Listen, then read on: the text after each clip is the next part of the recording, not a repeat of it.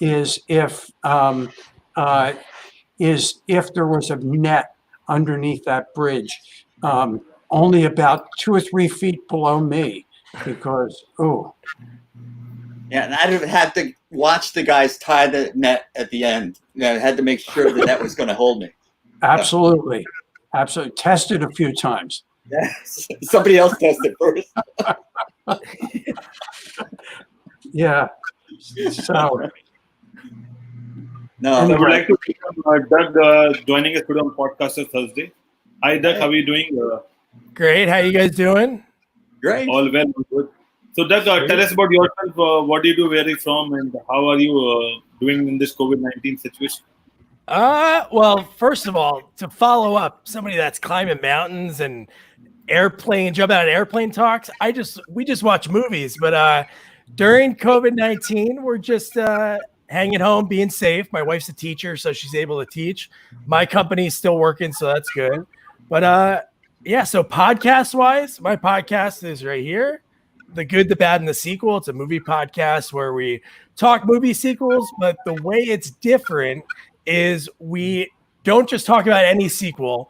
I have to personally interview someone that was involved in the sequel, whether on screen, behind camera. So I've talked to actors, directors, writers, producers, makeup artists, special effects, you name it. I've talked to them.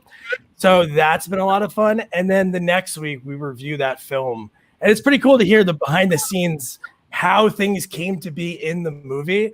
So it's been a blast. And we've been doing it, now like 16 months almost, something like that. And it's mind-blowing how many people that I've talked to that I grew up idolizing. Wow. So that's a lot of fun. I've had the pleasure of working on the sets with a couple of producers and when movies were being filmed, and we were actually watching the behind the scenes of one of the films the other day that hopefully this film will come out in the next year. Everybody's kind of struggling, but one of the things I've found very interesting about producers is they're very creative, right? Oh, yeah. But they're also creative with, how can I make this time work for me? So some of them are taking the time to actually do post-production work, even though maybe it wasn't ready. Let's go ahead and exercise what we can do. And the other thing I found was the amount of money spent on the sets. And this is something you probably learned when you're talking to the producers and the directors and the talent, is how much money is put into a movie. I know. It's insane. It's insane. I mean, right now, too, you got to feed the people that are there for the day, and you could be there for 2 or 3 days to film a 1-minute scene. I know. It's wild. So we're talking about on Celebrity Day, which you might like to come join us on Celebrity Day. Is we talk about the different impacts that technology has made, right, to kind of make it better and everything. And I just watched an interesting movie, probably not an A-list, but it's called Cosmos, and it was interesting that how they made it. It's probably one of the best made movies on low budget I have ever seen in my life. Oh wow. I mean, I kid you not. Like normally, they all hear me say when I watch some movies, I fall asleep. The only time I get to go to sleep, right? But I watched it and I kept thinking, well, I'm going to go to sleep in a minute. And I kept getting drawn in. And I was asking myself, because I've been on movies, and Nick Palaveda and I, the producer of IBM TV, we look at everything that's filmed. How much is it costing per minute? And then our mind is sitting there doing that instead of enjoying the production. But I was watching this movie and I was totally blown away with, wow, how good is this just purely by the acting alone? Yeah. No special effects. I'm not going to blow it for you guys, but you'll get it the minute you turn it on. And I think it's free on Amazon. Oh, sweet. Is the whole scene is basically 3 men in a car. That's it. That's cool. A few times, but the amount of camera movement to the different scenes. But I truly believe, and we talk about this a lot, that it was the music. that made the movie. But then I started watching. Why am I drawing in? It's not that these guys are over cute or attractive, or the conversation is your typical sci-fi. What drew me in, and it was a few things that we talked about in production recently, is how many times, how often you move the camera. Yeah. Even though the camera didn't move out of the car much, the camera moved about every 8 seconds. Oh. And it was the facial expressions of these actors. These were good actors. They're not even your A-list that you see. They were good. And I realized it was their facial expressions, the movement of the camera, who was going to say what next. And but do me a favor and just watch the show. And maybe if you come back, granted, it's not your A-list. Wow. Yeah. No, I like those movies because you can see people, like the biggest directors have to start somewhere. So if you go back on anyone's IMDb, their first few movies are cinematographers or cameramen. They worked on movies that you or I would never hear of, but when you go to watch it, you're like visually blown away. Yeah, I know. And you're right. You lost me at no special effects. Well, Jim fell out of love with me when he found out I didn't play chess. Yeah, well, I'm falling back in love. He's hard to please. I will tell you this. I don't know why he sticks around, but he is very, very hard to please. I love him for sticking around, though. But, I wanted to ask you on the dollar store, because I'm a chess player, I get this frown line right between my eyebrows. And is there something that could help me with that, makeup-wise? A brow line. On the dollar store, what could help me with that one's up to Kimberly because I don't look at the makeup stuff. Goodness line remover. So Doug, you're in during that time. We have a sponsor. It's called the Online Dollar Store, and if you go to IBM.tv, but it's kind of similar to the brick and mortar, but you don't have to drive there, right? Good. So they don't carry perishables like the ice cream that they carry at the brick and mortar dollar store. But what's great about it is they have a lot of products that I even buy at the expensive cosmetic counters, like at the big department stores or on Amazon, that are costing $60. And it's the same volume, the same name brand for $2. Oh, wow. And I paid $60 over here for it, or I paid $20. And I'm like, I didn't have to drive. I didn't have to waste my time shopping. I just order it online, a fraction of the cost. And if I order $25 worth, the shipping's free.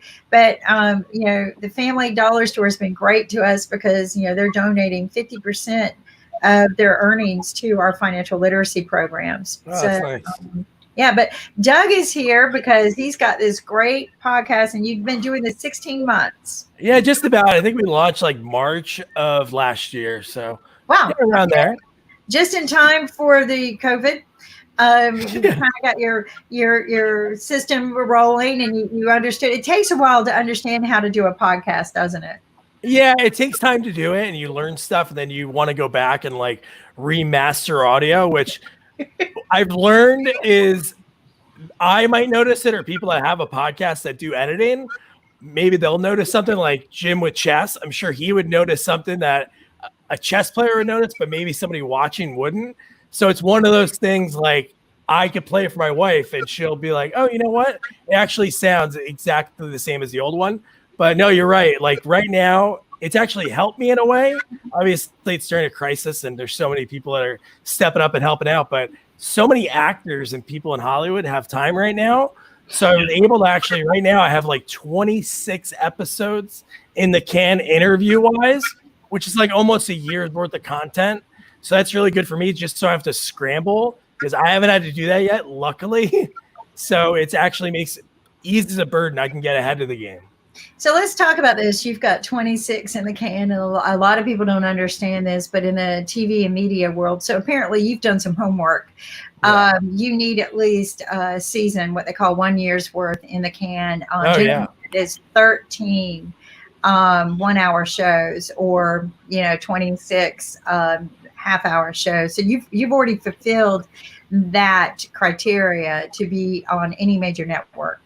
It costs, that's money, that's time, that's money. And that's time. I mean, but I got a big question for you. You had to start on your first. What was your first one? Who was your first one? The first one. So I had this idea, and we wanted to do a movie podcast and talk about it and do behind the scenes. But I said I would only do it is if I can interview people. So I reached out to Jerry Minor. I reached out to a couple people because I got IMDb Pro and had all the agents and the emails that were on there. So I reached out to Jerry Minor, who was on SNL. He's in a ton of stuff. Oh, yeah, and he was in Son of the Mask, which was the first movie that we did. That horrible Jamie Kennedy sequel to The Mask, starring Jim Carrey. And so he said yes. We did a Zoom interview, the first one, and he was so cool. Made it so much easier for me. I wish I could do it again, so I'm sure I'd be better at it.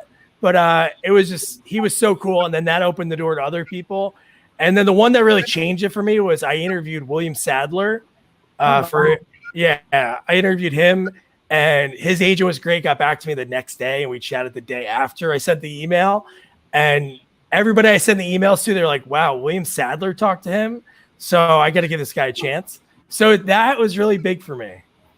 No, and it makes a difference when you start getting the A-list people, because then the other A-list people will start lining up. Once you get that one, they do. It's kind of like when Nick and I, we first started our Money Masters TV show. And we had, people like John Fanning, the founder of Napster, but they're A-list corporate, right? A-list corporates, what I call A-list corporate celebrities, but millionaires and billionaires that know each other, that never give interviews, right? And when they saw that they were on our show, next thing you know, they're like, John Scully said he would be on our show. Then Jack Dorsey said he'd be on our show. Then, so you get these. And you go, wow, okay, all it took was one or two and the word spread. And so, no, I get it. So you said something, you did something that a lot of people would not have done. And you went to the IMB Pro. Yeah. So that was a big investment on your part to take that step. Yeah, it was actually the free trial. So okay. I didn't really invest anything. So I had it free for 30 days. And I work from home. So I spent literally the whole 30 days picking out a bunch of movies that we wanted to do and emailing the top 7 people on it. Cause I don't want to talk to people that I don't want to be phony. So I would never want to interview somebody and be like, I loved you in blank. And then they're like, oh yeah, what I do in blank? And then I feel like a phony. So I only interview people in the movies that I actually loved, or I love their work. So I did that for 30 days, then canceled it. And then from there, I was able to connect with a PR guy for a couple months, and then just on social media, people check their social media, and the people I've gotten just from that are mind blowing. Yeah. And this is what I tell people. When you hit somebody on social media, and majority of them are going to ignore you. It's the ones that come back and go, talk to my PR agent. They didn't tell you no, and they would have never handed you their PR agent. Oh, I know. So this is what I tell people. That's a big thing. That was not a no. That is, because I'll do that. I'll reach out to certain people, and I'll get just no reply whatsoever. And then all of a sudden I'll get the reply of contact my PR, because they don't want to book over their PR. And I don't blame them, right? Oh, yeah. You get your hand slapped. Just like if I try to book something without ANKIT, I got to send everything to ANKIT. Otherwise, hey, what are you doing booking that? No, we got this. So I don't do that. Smart people let their smarter people do work for them. And he's not my PR either. He is the senior executive producer of this show. So, but you learn to let the It's more about teamwork. It's all about teamwork. If we work together, that's right. And I tell you, sometimes PR would do a good job, but sometimes there's a communication gap, and the person can take a liberty and book their shows on their own. Because I've been dealing with a lot of PR people, and then they don't reply on time. But the person who wanted to be on the show, he's ready and he's available, but the PR guy is not available. Yeah, so we run into So let's talk a little bit. Okay, so you got your 26 in the can. You got 26 in the can. You could generally take that to a major network, but where do you air most of your content right now? Well, it's an audio podcast, So most of it is just on wherever you look. I have a website right here, sequelsonly.com, to make it a little bit easier. But we're on like all the major ones, Apple, Spotify, the whole gambit. But I am starting to do video interviews because I found, so I'm working with an actor right now, helping him do like a one-man show and put together like an audio memoir. His name's Larry Hankin. He's in a ton of stuff like Friends, Seinfeld. He was in Escape from Alcatraz. So he has a lot of stories, and he works them out with me every Saturday for like an hour and a half. And then I cut them up for him. But I accidentally shared it on Facebook because we were going to do it in this one group, but I shared it to my personal Facebook page. And just the engagement of the video, the visual, or it's just the audio. I still get people that listen to the audio, but from now on, I'm going to start asking to do the video. They say, yes, great. If not, it's always going to be available audio-wise, but just having that visual like really helps out, even for our reviews. Like we're doing video reviews and putting them on YouTube now because it's just that little bit extra. No, we find the video, well, because we started out as a TV show. Yeah. And doing the TV show was costing around $1,000 a minute.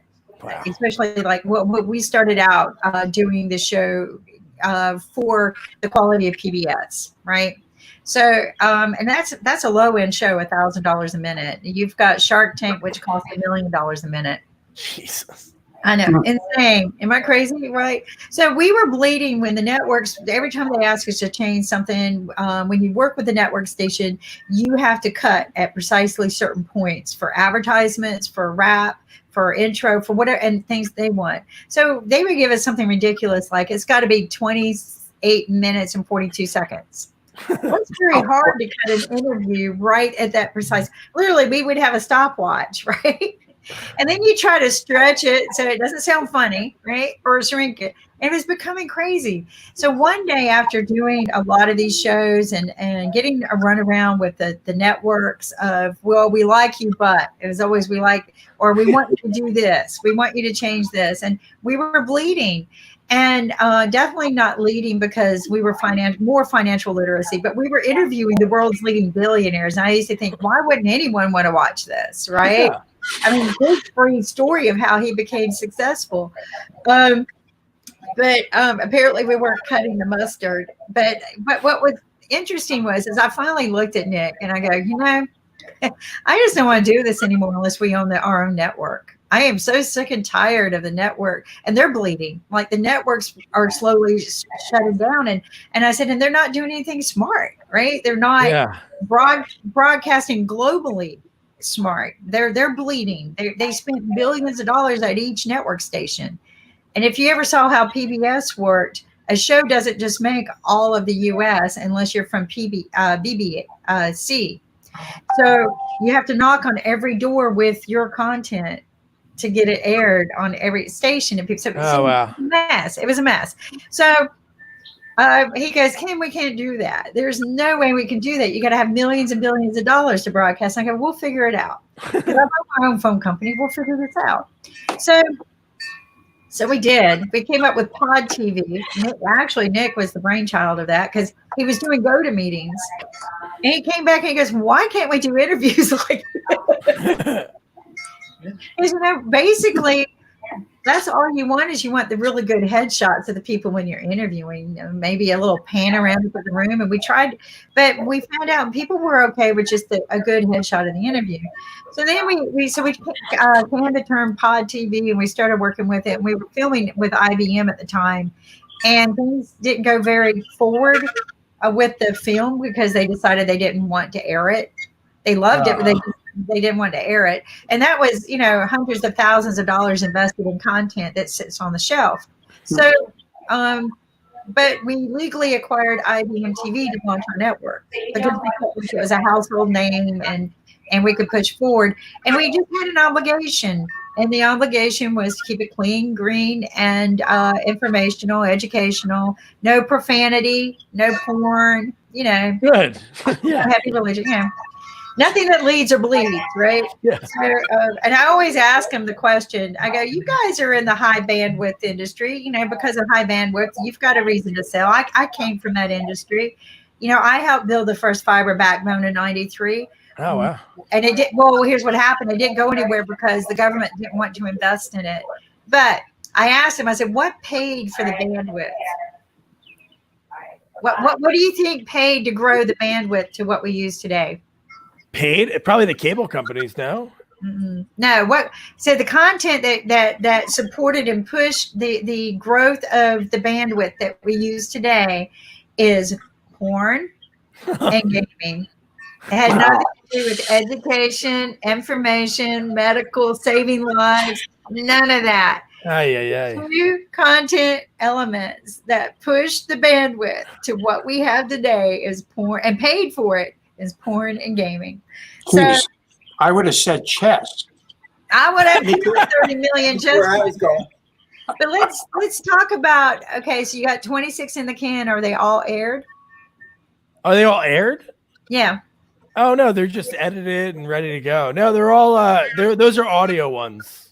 Okay. What about some of your video ones? How many of those do you have? I just started doing it. I really just started doing it. I just did one the other night with Vernon Wells, who is in Mad Max 2, Commando, Weird Science, and then he's been in a ton of other stuff behind the camera too. So I just did that Memorial Day night.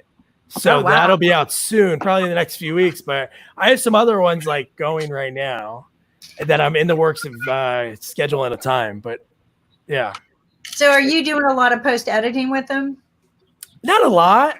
Really not. Really, if there's just background noise, I try to keep it as real as possible. But no, just any background noise I get out. But the video ones you can't do much with, even if there was like a big blip in it, because you don't want the video to cut while somebody's watching it. So for me, that makes it a lot easier. I have more time to do other stuff. But yeah. Now we enjoy so we started out on a Zoom platform, but the downloading and uploading, that was before they had the streaming, was costing us, and embedding was costing us 4 to 8 hours every day of downloading, uploading, and transferring. So we switched over to a different platform, which literally cut all that out. We still have a lot of work to do, right? Yeah. You know, just like you, the planning and everything. But we found, you know, just to give you a little idea, after experimenting, that there are different platforms out there that make your life a whole lot easier. And if you're not too worried about a lot of the editing, which I highly recommend, kind of get away from that, because generally people are going to watch a show once and move to the next show. Yeah. It's rare that they're going to go back and watch and rewatch. So doing all that editing is just, to me, it's not worth it anymore. But so you're airing on where can people find your show? Well, the easiest way is sequelsonly.com. That's where you could find everything's there. You could find all the reviews that we did by clicking on a movie poster of a movie that you're choosing, or I have the headshots of all the actors and people I interviewed and movies they worked on another page under interviews. But that's the easiest way to do it. Or just wherever you listen to podcasts, just search The Good, the Bad, and the Sequel, and you can see all the content and subscribe, because there's a lot of good interviews coming out. Sometimes I have too many in a week, and then it's like, wow, how am I going to get them out? But I have to pace myself, putting them out there to keep with my format. Hey, Doug, can I ask you a question? What kind of feedback you get from your viewers? Feedback wise, they like it. I have a bunch of random people I've never met before that message me on Twitter saying, hey, this was great. And then I'll post sometimes, hey, I'm interviewing blank next week. What kind of questions? And they send me questions. So that's pretty cool. And I just have fun with it. If it was something that was like laboring, and every week I came out to like my garage where my studio is, and I'm like, I have to do this, I wouldn't be doing it. So no matter what, it's a lot of fun. Everything else is just like, icing on a cake. And you have viewers around the world, or on a particular, like USA, you are targeting only US customers or things like that? Well, everywhere. My podcast can be heard anywhere. So really anybody can listen to it. It'd be fun to chat with people overseas in different film industries. I just haven't done that yet, but that's a great idea. Jim, I think Jim has a question. Yeah, I'm recognized as a chess master around the world. And I know, thanks to Ankit, I know a little bit about cricket now. Nice. But I know nothing about podcasting. And my beginner's question to you is, how are you interviewing people? Is it over the phone, and how do you broadcast the conversation that you have on a phone, how do you get it into your broadcasting system? No, that's a great question. So I use Zoom because I love their option of calling in. They kind of like took that away in a sense. It's still there, but they don't mention it anymore. But since I've been doing it for so long, so there's like a LA number, New York number. I picked the one that's most local to a person. And if they're not technologically sound, which some people, I interviewed a guy, his name's Tim Lawrence. He passed away since we talked, but he worked on so many 80s and 90s movies that you would just love. Like he worked on Gremlins, Caddyshack 2. He was one of the puppeteers for the Gopher, Howard the Duck, Beetlejuice, you name it. He worked on all these little things that you or I couldn't fathom, but he was not the best with a computer. He barely would do email. So I had to get, so then that's how I figured that out. So I have them call in, they punch in a code. I record it through there. I export it and edit it in a free program called Audacity. And then I just use Anchor for my podcast and you just put it in that way. So it sounds like so like all over the place. It's like if you try to talk about chess, but one of those things, it's like you do it a couple times. It's sort of like riding a bike. And then each time you can go faster and faster. And now I feel like I'm pedaling pretty good, but every so often I learn something new or hit a hill. I don't know, one of those. Same with me in chess. I'm still learning.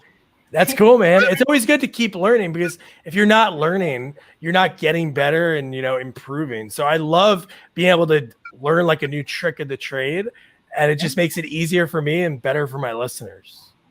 I think the listeners that you've got two kinds out there now. You got the kind that still really like the audio podcast. Even my boss, he said, you know what? I think we're going to take all of our interviews and throw them into a audio file only. I'm like, well, people can just click and listen. They don't have to watch us, right? Yeah. So filming it, both audio and video, to me has been an advantage that I could cut the video anytime. And that the people have best of the both worlds, but we found that you have both, right? And so sticking with the platform that you're doing is really smart in this day and time.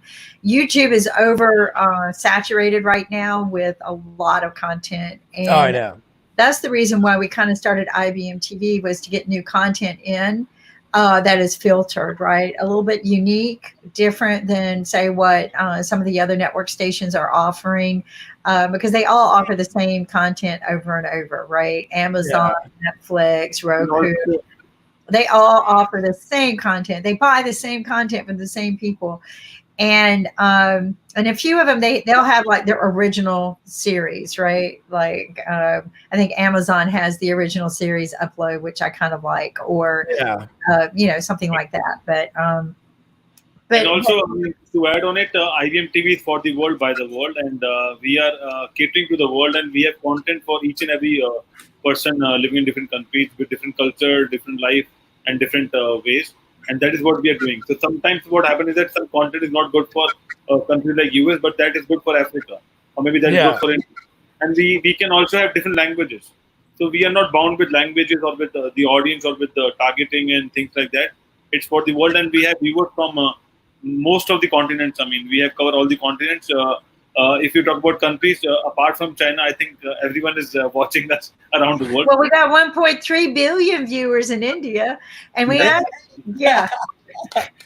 So the cricket, which is awesome, and it's thanks also not just to our great host Ed Kit, but we've had some fabulous doctors from India especially during the crisis. Of course, come on, like Dr. Tula from day one, come on and share with us the sound advice, not the panic advice, but just the good sound advice of, okay, this is the situation we're in. Let's just put the ice on the head, Kim. That's what Dr. Tula said. Put the ice on the head. Let's don't panic. Let's be smart about it. Let's take a look at what's really going on, how it's impacting you personally, and how we can help others. And that's what it has been about. And one of the ways we've helped others is provide people different kinds of enjoyable content. Music, we have Music Sunday.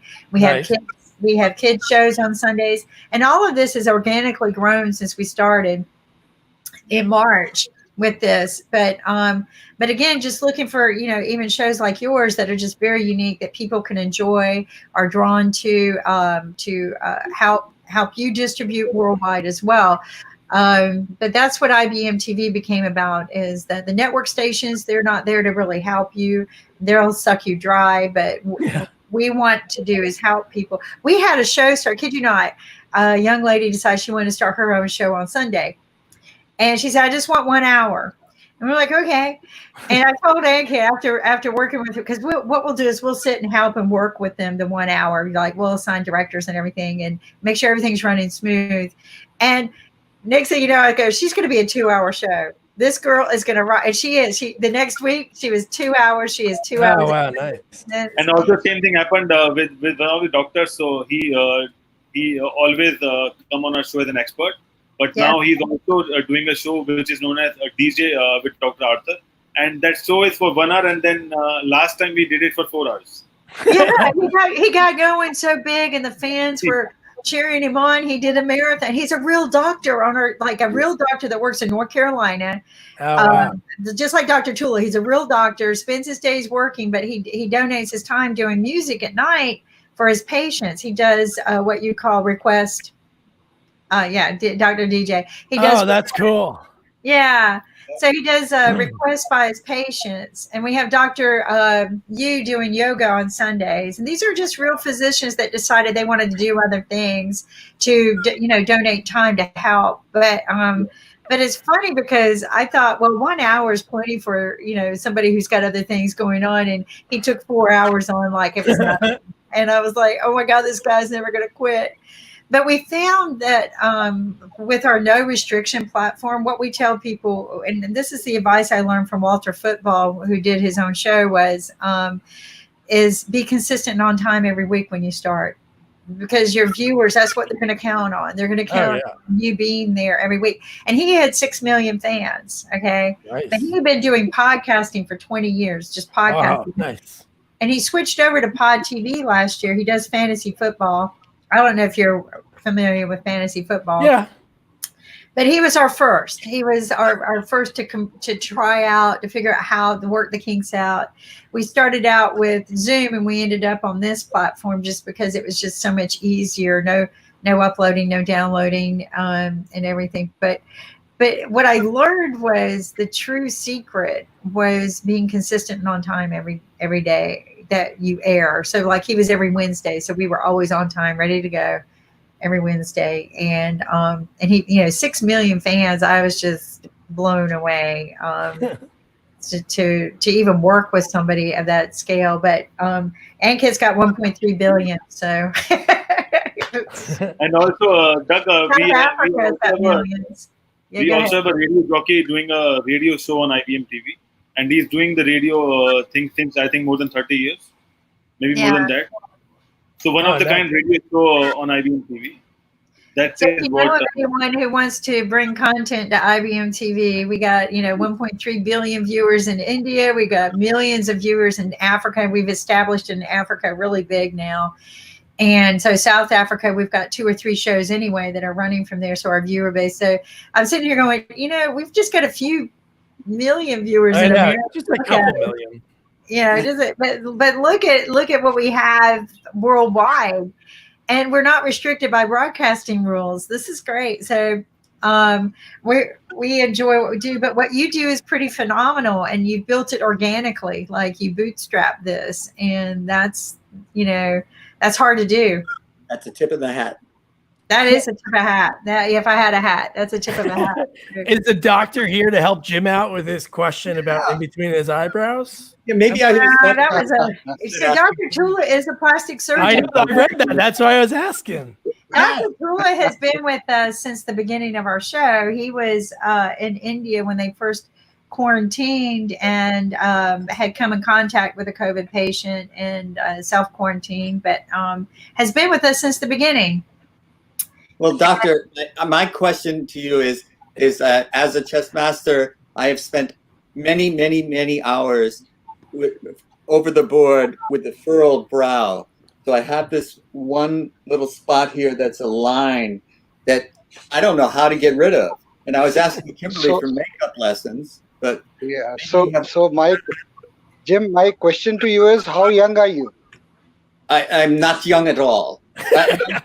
No, you are young. I mean, I am. so that's why I asked you the question that how young are you? I am 63 in Okay. years. Yes. Okay. In kid So- years. He's 63 in kid years. And if I would, I mean, ask the question in a different way. How young are you with your heart? Oh,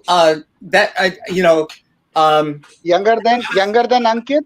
when I was young in age, in years, I was so much older then. I'm younger than that now. Yeah, great. So that's We the can spirit. see that That's the spirit. by the choice of your shirt, basically. You look young. Yeah. So that's why I asked him that how young is he? Because I mean, the flair is still there in him. So I mean, he is young. Tori Richards. So do you have a good advice for getting rid Yes. of that wrinkle? So the problem with him is that, see, there are certain people, we call them they have a habit of frowning more, right? So when you frown at a younger age, what happens is that your skin collagen content is good. So though lines do form, but they will not stay. But as we grow older and we keep on frowning and use that muscle, which is known as basically the corrugator superciliary muscle, which is the muscle which causes that line in the center, right? So Okay. because the muscle is going from hair to hair, and the line will come in a direction which is perpendicular to the muscle contraction, right? So you will have the central line coming. If you look at my face also, I also have that central line because I am a compulsive frowner, right? So people who have a habit of compulsive frowning, they get this line. Now there are two ways of getting off with this line. One easiest way is to get a little bit of Botox done into that region. So you do a little bit of Botox injections into this region, and the Yeah. line will become less apparent. It's not going to go completely, because right now you have what is known as a static line, right? Yes. So once you do the Botox, it will ease that muscle. So the line will become less apparent. It will take around 5 days for the result to be there, right? And after that, if you still want it to be gone a little more further, you can get a little bit of filler done in that region. So you can get a hyaluronic acid filler done, and that will take care of that line. Okay. So I might Botox give you the and line. filler. So Yeah. First is Botox, because we need to understand that the muscle has to be softened out. Because if the muscle remains, because you have a habit of, the line is because you have a habit of frowning, right? Well, So I don't think of it as frowning. I think of it as concentrating. yes. So yeah. So the better word would be, yeah. So when we concentrate, what happens is, if you look into the mirror and try to concentrate on a single point, you will Yes. see that there will be two bulge of muscles Yes. in this part, the medial part. These are the muscles which cause that central line. Right. So we need to make those muscles soft, right? Despite aging, the muscle strength has not gone down. I can't massage it away. no, No, massaging will not help. Massaging, no, you'll probably unfortunately, make will it not help. worse. You can use a lot of moisturizing. If you use a lot of moisturizers, it may make it look better, but it's not going to go completely, but it will make it look better. Kimberly, there's got to be a makeup tip. There is. It's called filler. There is, and one of them I did, but what he's talking about is actually taking your skin and putting it back. Yeah. Almost like if you took an iron and ironed out the wrinkles. But don't do that. But what he's talking about, one is the moisturizer does, because you're and a little bit of massaging, not a lot, right? But what he's talking about is when you relax those muscles that have been doing what they've been doing for years, you relax that line. And then over time, as it relaxes, you put the filler in, and that will naturally fill it. Now that does cost money. Is there a less expensive way? Again, moisturizers. This is what I do, and Dr. Tula might laugh at me, but first off, my mom taught me to not do my face in wrinkly faces. She told me that's going to be the cheapest plastic surgeon I ever have. is to not do a lot of, she always said smile, but that will be your cheapest facial treatment. But don't smile too much because you'll get these, right? So don't over smile, otherwise you get these. So my mom was a good trainer, but and she had a trick, and I'm not going to tell anybody here, but she had a trick, and even the mortician came to me and asked me, what did my mom use? Because my mom was very poor. And they thought it was going to be some real expensive thing, and it wasn't. But my mom had a little trick, and I'm carrying that one to my grave. And then I hang upside. Rub dirt on it. What I do is I do the moisturizers, and I might do them with the mask that's been cold, and I hang upside down every day, and I put ice packs on my face every day. So even if I have to hang upside down on a bed because I travel 85% of the time, so I go down to the ice machine at the hotel and I fill up the bag, and but what it was doing is it was taking inflammation out of my face. And helping my face use muscles that it probably wasn't, contracting. And this was just a habit I picked up over the years. And I do have a plastic surgeon. He has never done surgery on my face. He's been there for other things and to help me out when I had to have some other surgeries. And I've asked him several times, and he goes, no. He goes, keep doing what you're doing because it works for you. But it might be something different for somebody else. But I did notice when I'm highly stressed and a lot of pain, and don't take me 100% on this, but somebody gave me some CBD oil, and I took it, and my face calmed down, like the tension wrinkles that you're talking about. I take that every night. So this is good, but I took it during the day, right? So, when my face was. Jim, I'll give you a very easy advice, right? It's a textbook trick which you can do. You start wearing this. There you go. Draw Right? If you move it, right, it pulls the entire string up. Yep. So no lines at all. This area, no lines. Yeah, This pulls this from here, right? It pulls you from here. So this also becomes better. So I do just you want had a to hear? spiritual awakening. You want to hear something So, silly? so bandana gear around the forehead or something And which it pulls tightens up and pulls it back. So the Irish hooligan cap is not So cut. yeah. So just get something Yeah, it's not. under It's there not. that pulls So it. maybe what you can do is maybe you can put a bandana below it, then put the cap on. Right? Yeah. It'll make you I have look one more even. solution, sir. Sir, I have one more Yeah, solution. In India, we used to Yeah. pray, to go to a lot of temples, and then we used to have that vermicelli on our forehead. Yes, that can also be done. Put that color, That can every also be day done. Yeah, and that's a religious thing. I mean, we generally put it every day whenever we go to a temple. So women have devised a really cool tool. To me, it looks, I haven't quite figured out how they use it, but they take these clips and they pull little pieces of their hair, because you notice you can pull your face up, Yes. like just like what you're talking about. And they have these little clips that clip into the hair and pull back, and they clip it back here under their hair, right?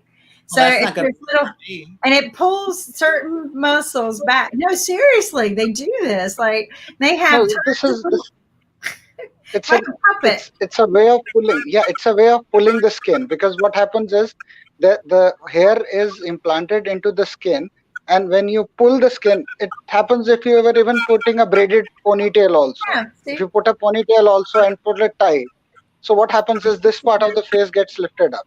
So these are all tips and tricks. But a long-term solution is that only. That little part of the chin that doesn't want to work with you. You can pull it up. You can pull back the wrinkles, and and I've seen women do this. I haven't quite figured it out because it takes a lot to sit there and tie the hair into the clips and pull them back. But there you go. You got. Yeah. So this is the one. So this is a solution, Jim. Excellent. I'm studying. Each one is different though. So Yeah, different varieties. So you can try. There will be more than seven types. You can try one every day. There you go. Yeah. Do Different it every colors. day. Do So there are it multiple colors. like a prayer every day, and you do a different.